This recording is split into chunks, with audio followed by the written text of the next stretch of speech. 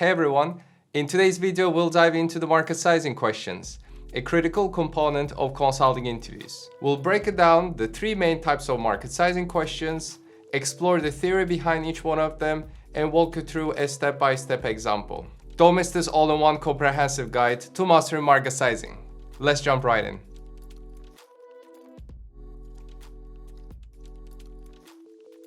Before we begin, you can access detailed guidelines and 10 market sizing question walkthroughs in our Get the Offer course on our website. I'll share the link below. Now, let's get started. There are three main market sizing questions in case interviews: top-down, bottom-up, and hybrid. Let's briefly discuss each. Top-down questions involve estimating industry sizes, like the US fast food market, or the annual revenue of a market leader, like McDonald's. To solve these, you'll need to start from the demand side and find the relevant demographic drivers. Bottom-up questions, on the other hand, focus on estimating specific units, such as the annual revenue of one McDonald's restaurant, or the traffic for a local burger chain with 5 locations. Hence, you'll need to identify bottlenecks instead of looking at the total population. Lastly, hybrid questions combine both approaches, requiring you to estimate the number of units, like the number of McDonald's restaurants in a town, by considering supply and demand. In this video, we'll solve one question from each type: maternity clothing market in London, daily revenue of a gym in our town, number of gas stations in the US. If you'd like, pause this video now and take some time to structure your approach for each of these questions. Once you're done, hit play again and compare your approach with the methods we propose. Let's begin with our top-down question, estimating the maternity clothing market in London. As a good candidate, you'll want to clarify the scope of the products before laying out the framework. Let's assume the product range includes any apparel worn during pregnancy. We can start by estimating two main components: the number of pregnant women in London in a year and the average spend per pregnant woman. There are two ways to estimate the number of pregnant women in a year in London. The first option involves determining the total number of women in London, understanding how many are of childbearing age, let's say between 20 and 40, and estimating the percentage of those who are pregnant in a given year. We can calculate the total number of women by taking their share of London's population. To assume the percentage of women of childbearing age, we can use a specific age range, say 20 to 40, and take its ratio to the average life expectancy. Finally, we can find the percentage of pregnant women in a given year by dividing the total duration of pregnancy by the total duration of childbearing age. Alternatively, we can calculate the total number of pregnant women by looking at the number of babies born in a year, the number of babies per pregnancy, and the ratio of successful pregnancies. Let's start assigning the values for the first option. London has a full-time population of 8 million, half of which are women.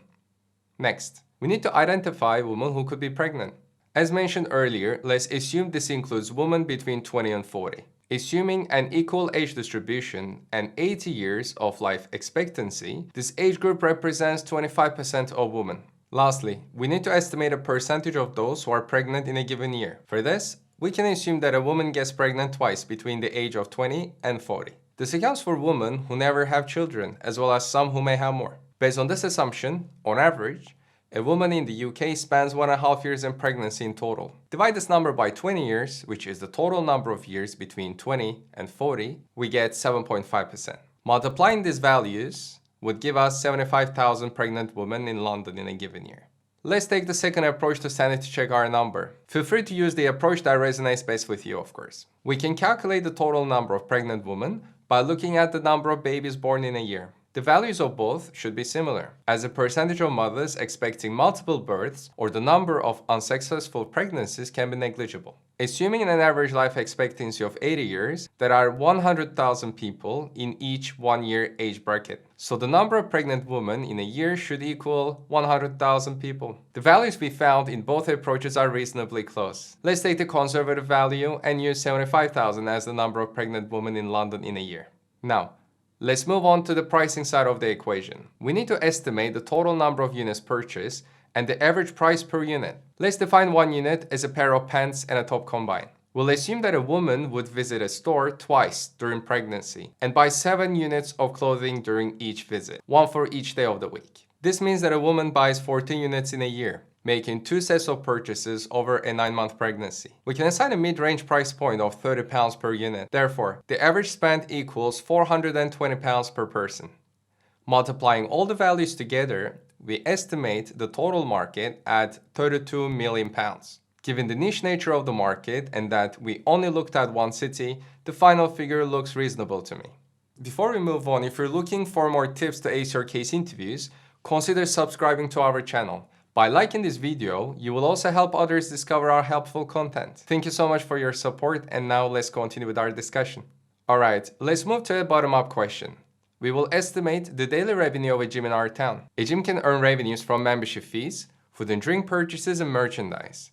Let's start with membership revenues. On the quantity side, we will look at the total number of members. On the price side, assuming the only membership type is monthly, we need to assume an average monthly membership fee per person and divide this value by the number of days in a month to get the daily figure to calculate the total number of members. We need to understand how many members visit the gym in a day and multiply this value by the frequency of visit. In terms of the number of days, we need to factor in the frequency, as the daily visitors would not represent the entire member base, since most members would not go to the gym every day. To understand how many members visit the gym in a day, we can segment our analysis into peak and off-peak times. We can estimate the total number of visitors by figuring out how many people are at the gym at a given time and how many rotations take place during the day. To understand the number of people at a given time, we can take a space utilization approach. First, we need to estimate the total surface area of the gym and divide this number by the number of square meters occupied per person on average. After understanding the number of visitors at a given time, we then need to extrapolate this to peak hours. To do this, we need to estimate the number of rotations, which we can find by dividing the total number of hours in peak times by the average time spent at the gym. We can take a more pragmatic approach for off-peak times and take a percentage of the hourly capacity we will estimate for peak times. And similarly, we can multiply this figure with the number of rotations. Moving on, let's take a high-level approach for the other two revenue streams. When we develop our structure, it's good to assess how long we think it will take us to solve and then adjust as needed based on the time allotted. We can estimate the daily food and drink revenues by multiplying the typical number of purchases in a day by the average price per unit. The number of daily purchases can be determined by multiplying the number of daily visitors by the percentage of those making a purchase. We can follow a similar approach for the merchandise revenues as well. Moving on to assigning the figures for the first revenue stream, let's start with the peak times.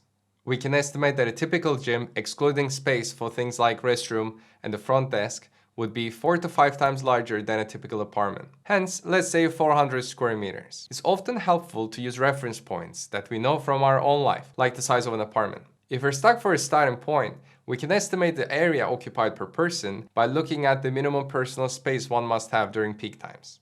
As none of the members' arms should reach one another, let's assume an arm's length of 2 meters. Hence 2 by 2 gives us 4 square meters occupied per person. Dividing 400 by 4, there should be 100 people at the gym at a given time. The gym should be occupied more during the lunch and after hours. Hence let's assign 4 hours, given a person most likely spends 1 hour per visit.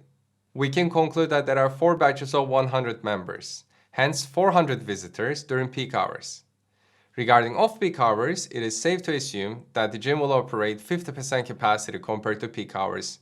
Hence, there should be 50 people at a given time. The gym operates from 8 a.m. until midnight, leaving us with 12 off-peak hours. Since the average time spent does not change, we get to 12 batches of 50 members, meaning that 600 members are visiting during off-peak hours. Summing up 400 and 600, we conclude that about 1,000 members visit the gym in a day. As mentioned earlier, a member would not visit the gym every day. Hence, say every 4 days, we reach 4,000 member base subscribed to the gym. If we go ahead with a $20 membership fee per month and divide this number by 30, we get to $2,666 of membership revenues generated per day.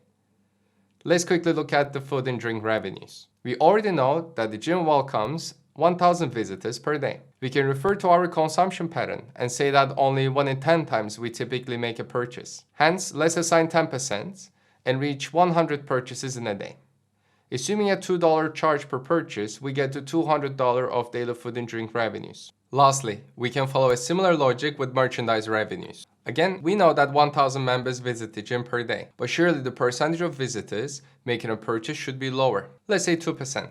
Hence, 20 merchandise purchases are made in a day, and assuming a higher price point compared to food and drink, say $10, we get to $200 of daily merchandise revenues. Hence, if we sum all these values, we reach a daily revenues of $3,066. Let's use a retail specific KPI to sanity check our number. Rent expenses usually do not exceed 10% of total revenues, with around $90,000 revenues per month. $9,000 of rent per month sounds reasonable to me. Before we move on, I wanted to remind you that you can access all 10 market sizing questions as part of our Get to Offer course. I'll share the link below. Let's continue. Lastly, let's solve a hybrid estimation question. I'll walk you through a question that I've heard many times: the number of gas stations in the US.